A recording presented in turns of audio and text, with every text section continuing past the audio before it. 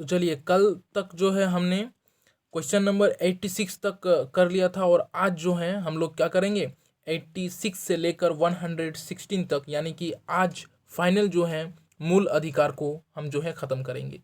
इसके बाद पढ़ेंगे राज्य के नीति निर्देशक तत्व।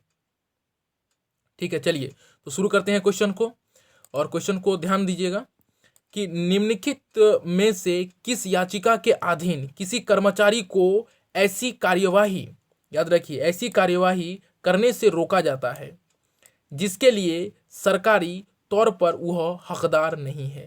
आपको लग रहा होगा कि ये कैसा क्वेश्चन है, लेकिन आज के दौर पर, यानी कि अभी अगर देखा जाए, कंपटीशन इतना जो है हाई लेवल पर पहुंच गया है, ऐसे ही क्वेश्चन ज़्यादा पूछे जा रहे हैं। ठीक है, कभी आप टेक्स्ट बुक में टेस्ट सीरीज लगा के देखिए, आपको पता चल जाएगा। ठीक है, तो उसका जो राइट आंसर होगा ये होगा आधिकारिक परीक्षा। और ये किसमें है, तो ये जो है आपका संवैधानिक उपचारों का अधिकार। ठीक है, समझ में आ गया आपको, उसमें है। ठीक है, ये परमादेश, ये उत्प्रेषण, ये सारे चीज उसी में है। संवैधानिक उपचारों का अधिकार जो आर्टिकल कितने में है, आप कहेंगे इतने में है।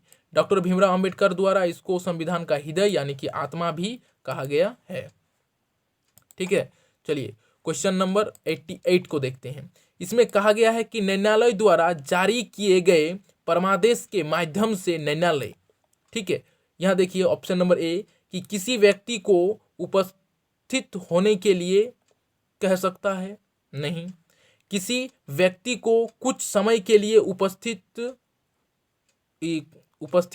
नहीं, यहां पर होगा, यहां कुछ समय के लिए छोड़ा जा सकता है, नहीं। अपने अधीनस्थ न्यायालय से केस मांगा सकता है, नहीं। तो कौन सा सही होगा, यही कि किसी व्यक्ति या संस्थान को उनके सार्वजनिक दायित्वों तथा कर्तव्यों का पालन करने के लिए जारी किया जाता है, उसी को कहा जाता है परमादेश। मैं आदेश देता हूं, इसी का माने होता है परमादेश। मैंने पिछले क्लास में आपको बताया था कि परमादेश जैसे कि कोई सार्वजनिक दायित्व कर्तव्य कहा जाता है कि आप अपने कर्तव्यों का पालन कीजिए, आप जिस मतलब आपकी जो सीमा है उस सीमा तक आप कार्य कीजिए। ठीक है, इसका वो माना आदेश देता है, उसी को परमादेश कहा जाता है। ठीक है, कौन, क्वेश्चन देखिए कि कौन मूल अधिकारों के अंतर्गत नहीं आता। देखिए यहाँ पर स्वतंत्रता का अधिकार आपका मूल अधिकार है, समानता का अधिकार आपका मूल अधिकार है, शोषण के विरुद्ध अधिकार आपका मूल अधिकार है, लेकिन ये जो है संपत्ति का अधिकार, ये आपका मूल अधिकार नहीं है। संपत्ति का जो अधिकार है, इसे जब आपका संविधान संशोधन हुआ, कितना नंबर का संविधान संशोधन हुआ, 44 नंबर संविधान संशोधन, 44।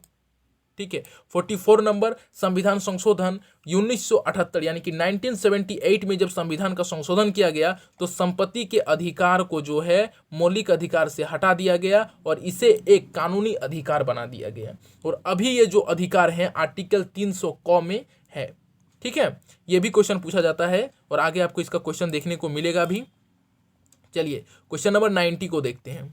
ठीक है, क्वेश्चन नंबर 90 को देखते हैं और इसका पीडीएफ आपको डिस्क्रिप्शन में मिल जाएगा। जैसे ही चैप्टर खत्म होगा, सारे चैप्टर के जितने भी क्वेश्चन है उसका पीडीएफ आपको डिस्क्रिप्शन में मिल जाएगा। ठीक है, यहाँ क्वेश्चन देखिए कि भारत के संविधान के तहत निम्नलिखित में से कौन सा एक मौलिक अधिकार नहीं है, मौलिक अधिकार नहीं है। ठीक है, तो मौलिक अधिकार नहीं है ये आपका नागरिकता का अधिकार। मैंने आपको 6 मौलिक अधिकार पढ़ाए। ठीक है, तो कभी भी 6 में से आपको मैंने एक बार भी बताया कि नागरिकता का अधिकार है, ये नहीं बताया ना। आपको 6 अधिकारों में से नागरिकता का अधिकार पढ़ने को मिला है क्या, नहीं ना। तो यही आपका सही उत्तर हो जाए, क्योंकि समता का अधिकार आपको मैंने पढ़ाया है, स्वतंत्रता का अधिकार मैंने आपको पढ़ाया है, और शोषण के विरुद्ध अधिकार भी मैंने आपको पढ़ाया है, जिसमें 23 और 24 है शोषण के विरुद्ध अधिकार।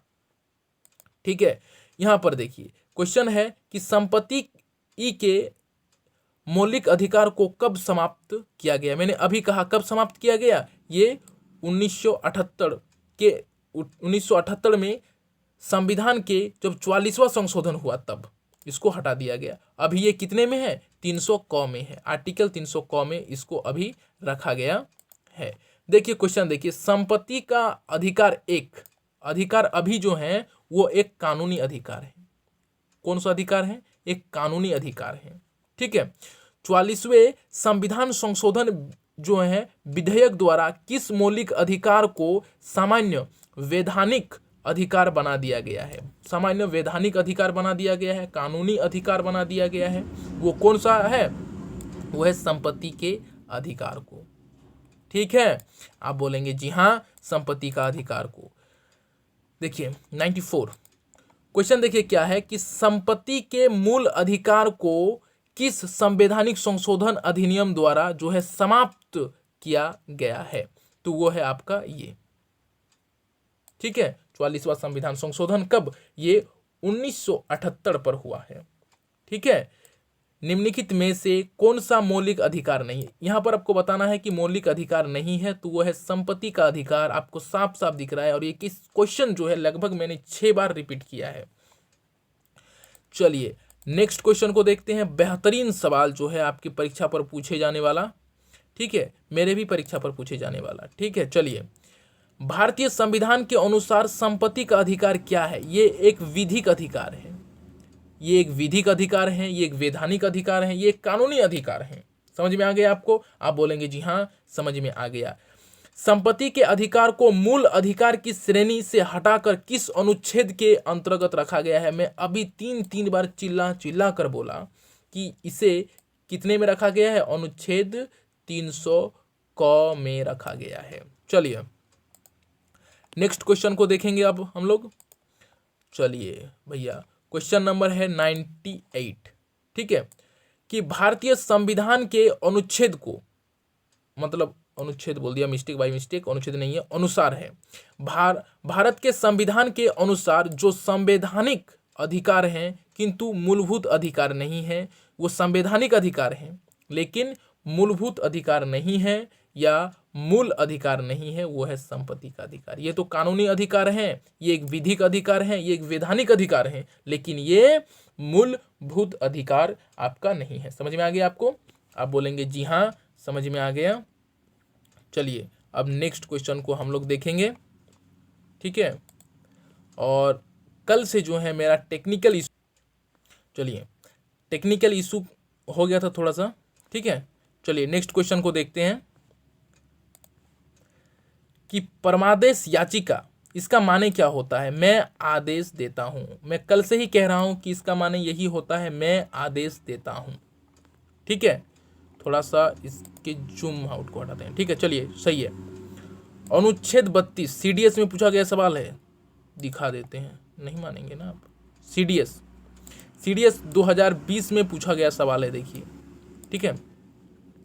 अनुच्छेद 32 के अधीन सर्वोच्च न्यायालय में किस आधार पर राहत के लिए माना कर सकता है? देखिए ये आप बहुत आसानी से देख सकते हैं कि संवैधानिक जो 32 है, ये है संवैधानिक उपचारों का अधिकार, और इसमें साफ साफ आप लोग जानते हैं कि इसमें वो अधिकार हैं कि मूल अधिकार का उल्लंघन नहीं हुआ है, मूल अधिकार का उल्लंघन नहीं हुआ है। ठीक है, ये आपको बताने का जरूरत नहीं है क्योंकि आप ये देख सकते हैं, क्योंकि अगर कोई भी मौलिक अधिकार का उल्लंघन नहीं हुआ है उसी को तो संवैधानिक उपचारों का अधिकार, ठीक है, इसीलिए इसको तो संविधान की आत्मा कहा जाता है, हृदय कहा जाता है इसे, कि किसी भी जो है मूल अधिकार का उल्लंघन नहीं हुआ है, इसीलिए तो कहा जाता है।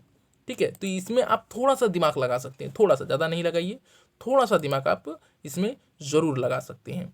यहां पर देखिए क्वेश्चन कि किसी अर्ध न्यायिक सार्वजनिक अधिकारी को अपनी अनिवार्य कर्तव्य के लिए मजबूर करने के उद्देश्य से सर्वोच्च न्यायालय द्वारा जारी की गई जो रीट होती है, याचिका होती है, उसको क्या कहा जाता है? उसको परमादेश कहा जाता है। मैं आदेश देता हूं, इसी को तो परमादेश कहते हैं। आप बोलेंगे जी हाँ, ठीक है। संविधान के अनुच्छेद जो है आपका 17 और अनुच्छेद 18 में व्यवस्थित हैं। इसमें क्या है? ये है सामाजिक समता का अधिकार। देखिए 17 में है छुआछूत, छुआछूत का उन्मूलन। छुआछूत मतलब आपको पता है ना? छुआछूत मतलब आपको पता है ना? वो जो डॉक्टर भीमराव अंबेडकर वाला जो सीरियल चलता है ना, उसको आप देखिएगा, आपको पता चल जाएगा। ठीक है, और 18 में क्या है? उपाधियों का उन्मूलन। जैसे कि मैं एक आईएएस हूं, ठीक है, तो आईएएस फलना, ऐसा आप नहीं लिख सकते। फलना आईएएस ऐसे आप नहीं लिख सकते, क्योंकि आप अपनी उपाधियों को अपने नाम पर नहीं लिख सकते। देखिए, अगर आप डॉक्टर हैं तो आपको डॉक्टर लिखना पड़ेगा, अगर आप आर्मी में हैं, किसी सेना में हैं, तो आप अपना पद वहां पर लिख सकते हैं, लेकिन अगर ऐसे कोई चीज़ है तो आप नहीं लिख सकते। ठीक है, जैसे माइक्रोसॉफ्ट के सीईओ फलना, ऐसा आप नहीं लिख सकते। ठीक है, उपाधियों का इसीलिए खत्म कर दिया गया है। चलिए, ठीक है, फिर से टेक्निकल इशू। चलिए, क्वेश्चन देखिएगा। क्वेश्चन क्या है कि भारत में उच्चतम न्यायालय ने निम्नलिखित, देखिए टेक्निकल इशू, इसे कहते हैं टेक्निकल इशू। भारत में उच्चतम न्यायालय ने निम्नलिखित मामलों में से किसमें माना था कि मौलिक अधिकारों में संशोधन नहीं किया जा सकता। देखिए, संशोधन नहीं किया जा सकता, यह है गोलकनाथ का मामला।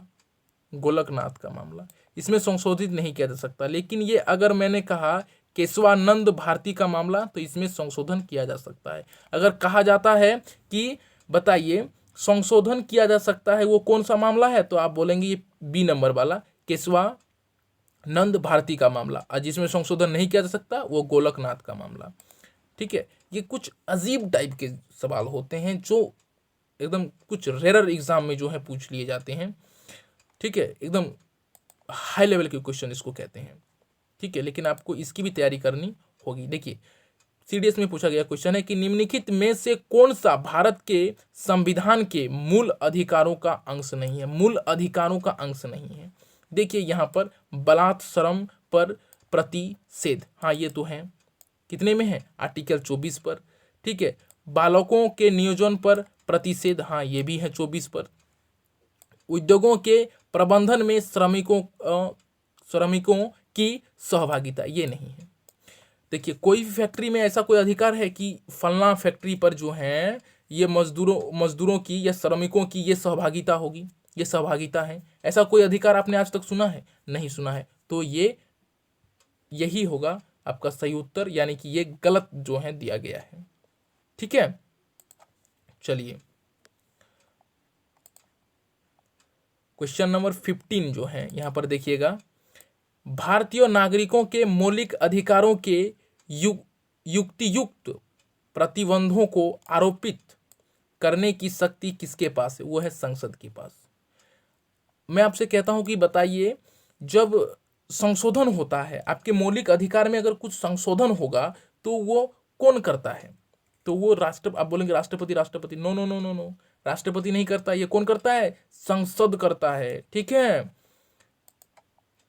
चलिए लास्ट एंड फाइनल क्वेश्चन। और आज लगभग 3 वीडियो के बाद जो है आज हम जो है मूल अधिकार को खत्म कर पाए हैं, और इसके बाद सिर्फ एक वीडियो में हम लोग खत्म करेंगे राज्य के नीति निर्देशक तत्व। ठीक है, लास्ट क्वेश्चन देखिएगा कि क्वेश्चन है कि किसी कैदी को न्यायालय के समक्ष प्रस्तुत करवाने के लिए किस रीट की आवश्यकता होती है? तो वह है बंदी प्रत्यक्षीकरण में।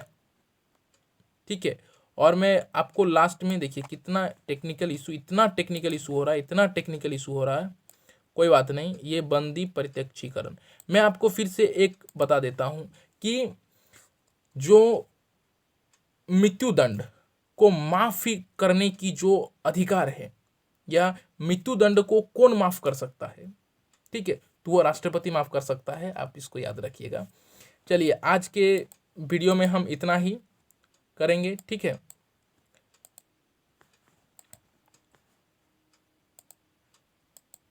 चलिए कल देखना मत भूलिएगा राज्य के नीति निर्देशक तत्व।